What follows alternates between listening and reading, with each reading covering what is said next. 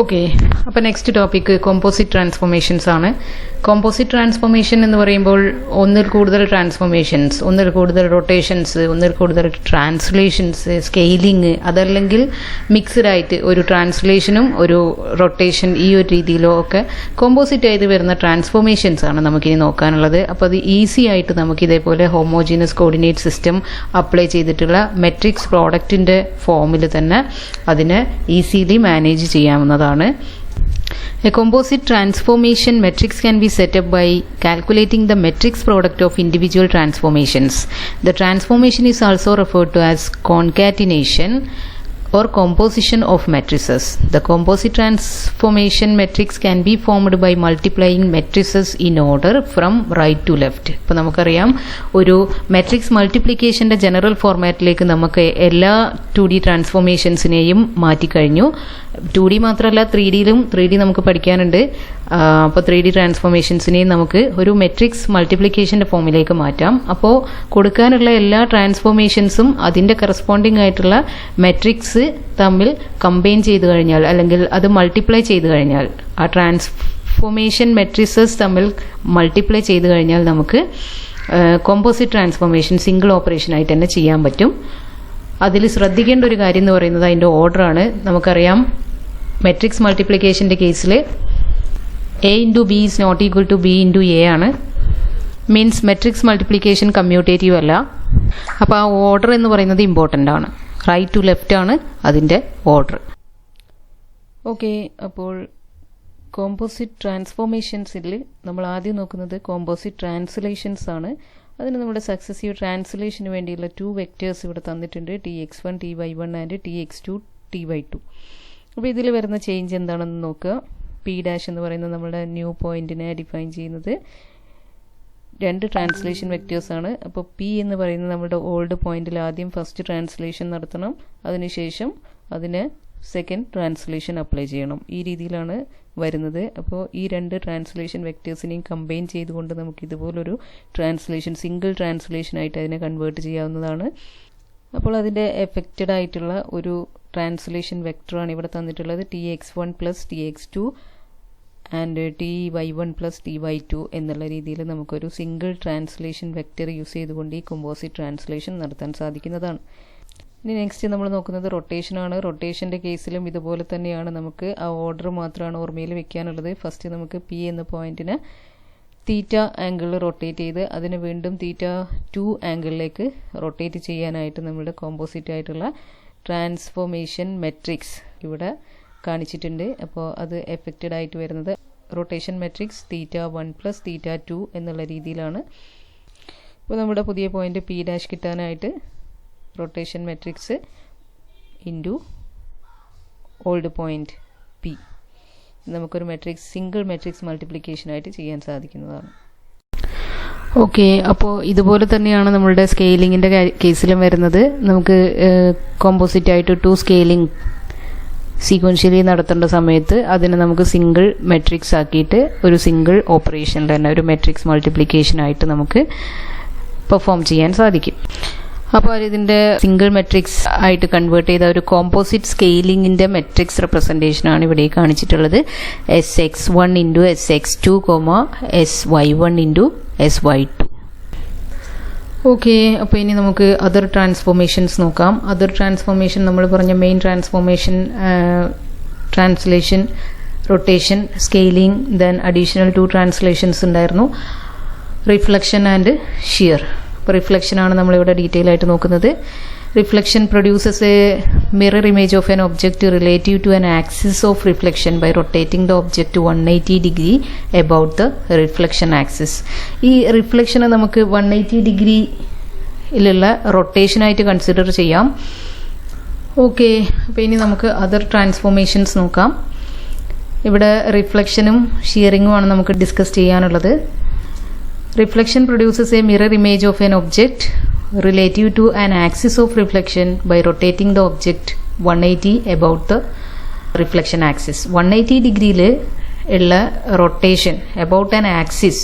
നമ്മൾ റൊട്ടേഷൻ്റെ കേസിൽ ഒരു പിവോട്ട് പോയിന്റിന് റിലേറ്റ് ചെയ്തുകൊണ്ടുള്ള റൊട്ടേഷനാണ് കാണിച്ചിട്ടുണ്ടായിരുന്നത്. ഇവിടെ അതൊരു റൊട്ടേഷൻ ആക്സിസിനെ ബേസ് ചെയ്തുകൊണ്ടുള്ള റൊട്ടേഷനാണ്. റൊട്ടേഷൻ ആക്സിസ് സെയിം ആയതുകൊണ്ട് ആക്സിസും തമ്മിലുള്ള നമ്മളുടെ റൊട്ടേറ്റ് ചെയ്യുന്ന ഒബ്ജക്റ്റും തമ്മിലുള്ള ഡിസ്റ്റൻസ് സെയിം ആയിട്ട് കീപ്പ് ചെയ്തുകൊണ്ട് നോ ചേഞ്ച് ലെവലിൽ കീപ്പ് ചെയ്തുകൊണ്ടുള്ള ഒരു 180 ഡിഗ്രി റൊട്ടേഷനെയാണ് നമ്മൾ റിഫ്ലക്ഷൻ എന്ന് വിളിക്കുന്നത്.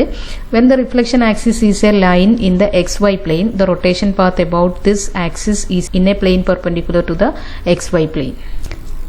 ഒരു റിഫ്ലക്ഷന്റെ ആക്സിസ് എന്ന് പറയുന്നത് XY പ്ലെയിനിലാണെങ്കിൽ, അതായത് എക്സ് ആക്സിസിനെയോ Y ആക്സിസിനെയോ അല്ലെങ്കിൽ ഇവിടെ വരയ്ക്കാവുന്ന ഏതെങ്കിലും ഒരു ലൈനിനെ നമ്മൾ റിഫ്ലക്ഷൻ ആക്സിസ് ആയിട്ട് എടുക്കുകയാണെങ്കിൽ അതിന്റെ റിഫ്ലക്ഷൻ പാത്ത് എന്ന് പറയുന്നത് ആ ഒബ്ജക്റ്റ് റൊട്ടേറ്റ് ചെയ്ത് പോകുന്ന ആ ഒരു പാത്ത്, ഫൈനൽ പൊസിഷനിലേക്ക് അത് എത്തുന്ന ആ ഒരു പാത്ത് എന്ന് പറയുന്നത് perpendicular to the XY plane ആയിരിക്കും. അപ്പോൾ സിമ്പിളായിട്ട് നിങ്ങൾക്ക് ഇവിടെ നോക്കാം.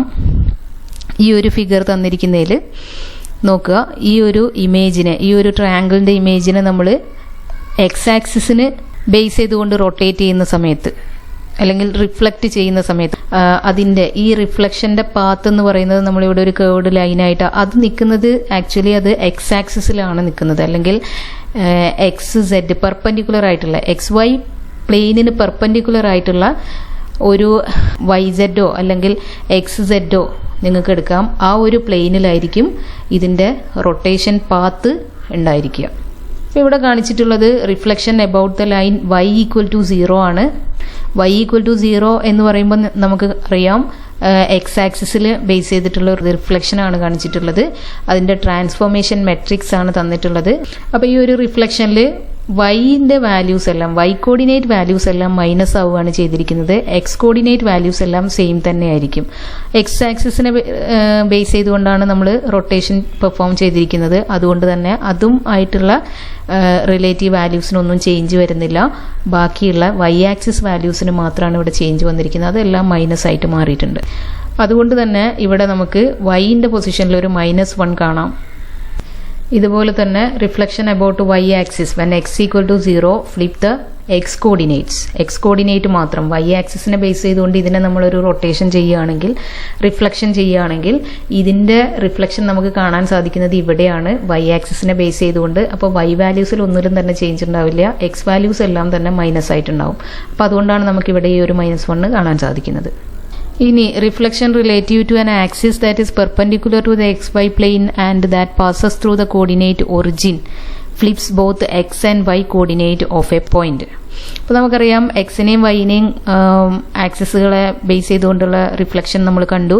ഇനി ഇതിന് രണ്ടിനും പെർപെൻഡിക്കുലർ ആയിട്ട് ഒരു Z ആക്സിസ്, ഈ സ്ക്രീനിൽ നിന്ന് പുറത്തേക്ക് തള്ളി നിൽക്കുന്ന ഒരു Z ആക്സിസ് നിങ്ങൾ അസ്യൂം ചെയ്യുക.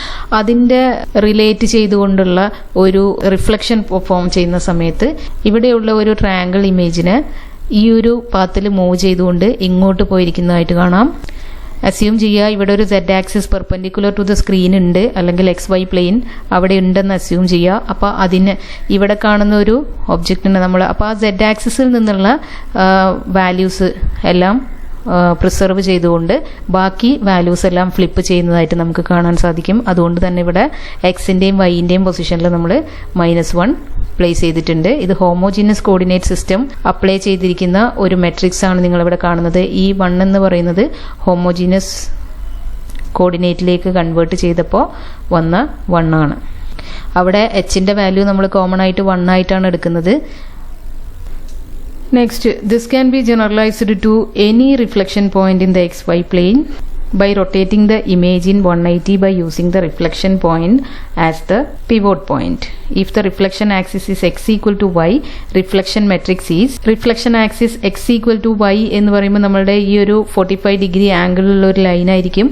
അതുപോലുള്ള ഒരു ലൈനിൽ അതിനെ ബേസ് ചെയ്തുകൊണ്ട് നമ്മളൊരു റിഫ്ലക്ഷൻ പെർഫോം ചെയ്യാണ്. അതിനെ റൊട്ടേറ്റ് ചെയ്യുന്ന രീതിയിലാണ് നമ്മളുടെ റിഫ്ലക്ഷൻ പോകുന്നതെങ്കിൽ നമ്മളുടെ റിഫ്ലക്ഷൻ മെട്രിക്സ് എന്ന് പറയുന്നത് ഈ ഒരു രീതിയിലായിരിക്കും നമുക്ക് കാണാൻ സാധിക്കുക. അതായത് എക്സ് ആക്സിസ് വാല്യൂസ് എല്ലാം Y ആക്സിസ് വാല്യൂസ് ആയിട്ടും Y ആക്സിസ് വാല്യൂസ് എല്ലാം എക്സ് ആക്സിസ് വാല്യൂസ് ആയിട്ടും മാറും.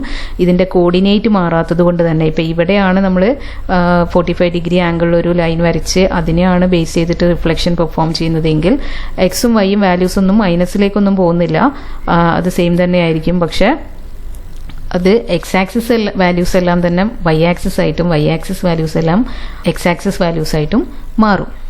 പക്ഷേ ഈ ഒരു റിഫ്ലക്ഷനെ പെർഫോം ചെയ്യാനായിട്ട് സിസ്റ്റം ചെയ്യുന്നത് ഈ ഒരു 45 ഡിഗ്രി ആംഗിളിലുള്ള എക്സ് ഈക്വൽ ടു വൈ അല്ലെങ്കിൽ വൈ ഈക്വൽ ടു എക്സ് എന്ന് പറയുന്ന ഈ ഒരു ലൈനിനെ റൊട്ടേറ്റ് ചെയ്ത് അത് നമ്മുടെ എക്സ് ആക്സിസിനോട് സിങ്ക് ചെയ്ത് നിൽക്കുന്ന രീതിയിൽ ഇങ്ങോട്ട് ഷിഫ്റ്റ് ചെയ്ത് എന്നിട്ട് എക്സ് ആക്സിസിന് ബേസ് ചെയ്തിട്ടുള്ള ഒരു റൊട്ടേഷൻ പെർഫോം ചെയ്ത് അതിനെ തിരിച്ച് ഇവിടേക്ക് തന്നെ മാറ്റുന്ന ഒരു രീതിയാണ് ഫോളോ ചെയ്യുന്നത്.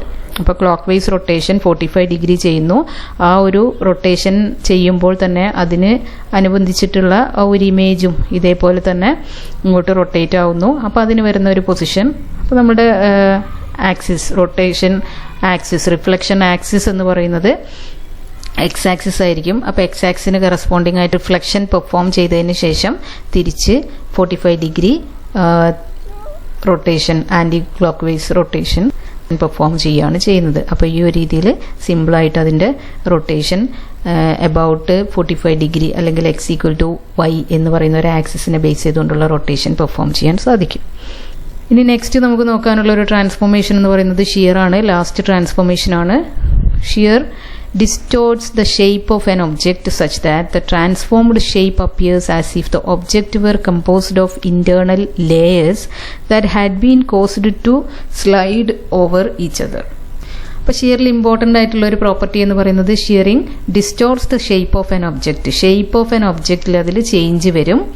ആഫ്റ്റർ ട്രാൻസ്ഫോർമേഷൻ നമുക്ക് തോന്നുന്നത് ആ ഒബ്ജക്റ്റിന് ഒരുപാട് ലേയേഴ്സ് ഉണ്ടായിട്ട് അതിൻ്റെ ലേയേഴ്സ് വൺ ഓവർ അനദർ അത് സ്ലൈഡ് ചെയ്യുന്ന ഒരു ലുക്കാണ് അതിന് വരുന്നത്.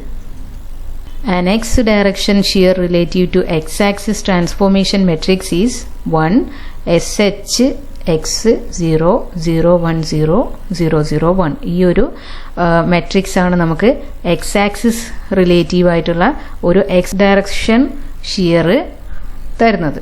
അപ്പോൾ ഈ ഒരു ഷിയറിംഗ് അപ്ലൈ ചെയ്തിട്ട് നമുക്ക് പുതിയ ഒരു എക്സ് വൈ വാല്യൂ എങ്ങനെ കാണാം എന്നുള്ളതാണ്. അപ്പോൾ ഈ ഒരു മെട്രിക്സ് അപ്ലൈ ചെയ്ത് കഴിഞ്ഞാൽ ഒരു മെട്രിക്സ് മൾട്ടിപ്ലിക്കേഷൻ നമ്മുടെ ഒറിജിനൽ പോയിന്റ് ഒരു കോളം മെട്രിക്സുമായിട്ട് ഇത് മൾട്ടിപ്ലൈ ചെയ്ത് കഴിഞ്ഞാൽ നമുക്ക് കിട്ടുന്ന ഒരു എഫക്റ്റ് എന്ന് പറയുന്നത് എക്സ് ഡാഷ് ആയിരിക്കും. എക്സ് ഡാഷ് എന്ന് പറയുന്നത് X plus S H X dot Y ആയിരിക്കും. ദെൻ വൈയിൽ എക്സ് ഡയറക്ഷനിലുള്ള ഷിയറിംഗ് ആണ്, എക്സ് ആക്സിസിന് റിലേറ്റീവ് ആയിട്ടാണ്, അതുകൊണ്ട് വൈയിൽ നോ ചേഞ്ച് ആയിരിക്കും. ഇപ്പോൾ ഇവിടെ ഷിയറിങ്ങിൻ്റെ ഒരു ഇമേജ് കാണിച്ചിട്ടുണ്ട്. ബിഫോർ ഷിയറിങ്ങും ആഫ്റ്റർ ഷിയറിങ്ങുമാണ്. അപ്പോൾ ഇവിടെ നിങ്ങൾക്ക് കാണാം എക്സ് വാല്യൂസിൽ മാത്രമാണ് ചേഞ്ച് വരുന്നത്. അത് some multiple of Y added to X, അതാണ് ആക്ച്വലി നടക്കുന്നത്. അപ്പോൾ ഇതാണ് നമ്മുടെ ഒറിജിനൽ ഒബ്ജക്റ്റ് എങ്കിൽ അതിലെ എക്സ് ആക്സിസ് വാല്യൂസിൽ മാത്രമാണ് ഒരു ഷിയറിംഗ് എഫക്റ്റ് ചെയ്യുന്നത് എങ്കിൽ നിങ്ങൾക്കിത് എക്സാമ്പിൾ ടെസ്റ്റ് ചെയ്ത് നോക്കാവുന്നതാണ്. 0 1 0 0 1 0 1 1 എന്നുള്ളതാണ് ഇവിടെ കോർഡിനേറ്റ് തന്നിട്ടുള്ളത്, 4 കോർഡിനേറ്റ്സ് തന്നിട്ടുള്ളത്. അതിൽ ഒരു ഷിയറിംഗ് ഫാക്ടർ യൂസ് ചെയ്തിട്ട് കൊണ്ട് നമ്മളൊരു ഷിയറിംഗ് പെർഫോം ചെയ്യുകയാണെങ്കിൽ അതിന് കിട്ടുന്ന ഒരു എഫക്റ്റ് എന്ന് പറയുന്നത് ഇതുപോലെ നമുക്ക് നമ്മളുടെ ഈ ഒരു ഒബ്ജക്റ്റിൻ്റെ കൂടെ തന്നെ നമ്മൾ ഈ ഷിയറിംഗ് വെച്ച് നോക്കുകയാണെങ്കിൽ അതിൻ്റെ ഒരുപാട് ലേയേഴ്സ് ഉണ്ടായിട്ട് അത് ഒന്നിൻ്റെ മേലെ സ്ലൈഡ് ചെയ്ത് പോകുന്ന ഒരു ഫീലാണ് വരിക. അപ്പോൾ നമ്മൾ ഒരു 3D ഒബ്ജക്റ്റിനെയൊക്കെ വരയ്ക്കാനായിട്ട് യൂസ് ചെയ്യുന്ന ഒരു ടെക്നിക്ക് എന്ന് പറയുന്നത് ഇങ്ങനെയാണ്. അല്ലെങ്കിൽ ഒരു ക്യൂബിൻ്റെയൊക്കെ പിക്ചർ നമ്മൾ 3D എല്ലാ സൈഡും കാണിച്ചുകൊണ്ട് വരയ്ക്കാൻ ശ്രമിക്കുമ്പോൾ നമ്മൾ അതിൽ യൂസ് ചെയ്യുന്നത് ഇതുപോലുള്ളൊരു മെത്തേഡാണ് യൂസ് ചെയ്യാറുള്ളത്. അപ്പോൾ ഇവിടെ unit square is converted to a parallelogram using the X direction shear matrix with S H X equal to 2. അപ്പോൾ ഇവിടെ ഷിയറിംഗ് ഫാക്ടർ യൂസ് ചെയ്തിരിക്കുന്നത് 2 ആണ്. 2 എന്നുള്ള ഒരു വാല്യൂ നമുക്കിവിടെ സപ്ലൈ ചെയ്തുകൊണ്ട് ഇതിൻ്റെ കറസ്പോണ്ടിങ് ആയിട്ടുള്ള ഈ ഒരു യൂണിറ്റ് സ്ക്വയറിനെ ഷിയർ ചെയ്യുമ്പോൾ അതിൻ്റെ ഒരു എഫക്റ്റ് എന്ന് പറയുന്നത് ഇതുപോലെയാണ് കാണിച്ചിട്ടുള്ളത്. അപ്പോൾ ഇവിടെയുള്ള വാല്യൂസ് എന്ന് പറയുന്നത് 0 0 കോർഡിനേറ്റ്, അതുപോലെ ഇവിടെ വരുന്നത് 2 1 ആണ്, ഇവിടെ 3 1 ആണ് വരുന്നത്, 3 1 കോർഡിനേറ്റ് ആണ്, ഇവിടെ 1 0 തന്നെയാണ്. അപ്പോൾ ഇത് വൈയിലാണ് ഇൻറ്റു വൈ ആയതുകൊണ്ട് നമുക്ക് വൈ കോർഡിനേറ്റ് 0 വരുമ്പോൾ ഇത് മാറുന്നില്ല, ഇവിടെ രണ്ടിലും ചേഞ്ചസ് വരികയും ചെയ്യും. അപ്പം അതുകൊണ്ടാണ് ഈ ഒരു ഫിഗർ ഈ ഒരു രീതിയിൽ ഇങ്ങനെ സ്ട്രെച്ച് ചെയ്ത് നിൽക്കുന്നതായിട്ട് നമുക്ക് കാണാൻ സാധിക്കും. അതൊന്ന് ജസ്റ്റ് ടെസ്റ്റ് ചെയ്ത് നോക്കുക. അപ്പോൾ നേരത്തെ കണ്ട നമ്മൾ എക്സാമ്പിൾ എന്ന് പറയുന്നത് എക്സ് ആക്സിസിനെ ബേസ് ചെയ്തുകൊണ്ട് എക്സ് ആക്സിസ് ഷിയറിംഗ് ആയിരുന്നു നടത്തിയിരുന്നത്. ഇനി we can also generate X direction shears relative to other reference lines with these matrix. ഇവിടെ വൈ റഫ് എന്ന് പറയുന്ന ഒരു വാല്യൂ നിങ്ങൾക്ക് കാണാം. ഈ വൈറഫാണ് നമ്മളുടെ റെഫറൻസ് ലൈൻ എന്ന് പറയുന്നത്. അതിൻ്റെ ഒരു എക്സാമ്പിൾ ഇവിടെ കൊടുത്തിട്ടുണ്ട്. A unit square is transformed to a shifted parallelogram with SHX equal to half and YRF equal to -1. അപ്പോൾ നമുക്കിവിടെ രണ്ട് വാല്യൂസ് ആണ് സപ്ലൈ ചെയ്യാനുള്ളത്, ഷിയറിംഗ് ഫാക്ടറും അതുപോലെ റെഫറൻസ് ലൈനും. അപ്പോൾ YRF എന്ന് പറയുന്നത് -1 ആയിട്ട് കൊടുത്തിരിക്കുന്ന യൂണിറ്റ് സ്ക്വയറിന് കൊടുത്തിരിക്കുന്ന ഒരു ഷിയറിംഗ് ട്രാൻസ്ഫോർമേഷൻ എഫക്റ്റാണ് ഇവിടെ നമുക്ക് കാണാൻ സാധിക്കുന്നത്. അപ്പോൾ അതിൻ്റെ വാല്യൂസും നിങ്ങൾക്കിവിടെ കാണാം. അപ്പോൾ അതിൻ്റെ കോർഡിനേറ്റ് പൊസിഷൻസ് കിട്ടാനായിട്ടുള്ള ഇക്വേഷൻ ഇവിടെ കാണിച്ചിട്ടുണ്ട്. x' equal to x plus SHX into y minus YRF, y' equal to y. X ആക്സിസിനെ ബേസ് ചെയ്തായതുകൊണ്ട് y' ഈക്വൽ ടു y തന്നെയാണ് വരുന്നത്.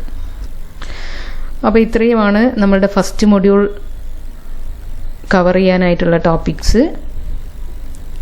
എല്ലാം ഇമ്പോർട്ടൻറ്റ് ടോപ്പിക്സ് തന്നെയാണ്. ഈ ഹോമോജീനിയസ് കോർഡിനേറ്റ് സിസ്റ്റവും അത് ബേസ് ചെയ്തുകൊണ്ടുള്ള റൊട്ടേഷനും ട്രാൻസ്ഫോർമേഷൻസുമാണ്. റൊട്ടേഷൻ മാത്രമല്ല, എല്ലാ ട്രാൻസ്ഫോർമേഷൻസും ഇമ്പോർട്ടൻ്റ് ആണ്. 5 transformations in homogeneous coordinate system എന്നുള്ള രീതിയിൽ തന്നെ ക്വസ്റ്റ്യൻസ് വരാറുണ്ട്. അപ്പോൾ അതൊന്ന് ഇമ്പോർട്ടൻ്റ് ആയിട്ട് തന്നെ നോക്കി വെക്കുക. ഒരു ഷുവർ ക്വസ്റ്റ്യൻ ആണെന്ന് തന്നെ നമുക്ക് പറയാം. Okay, thank you.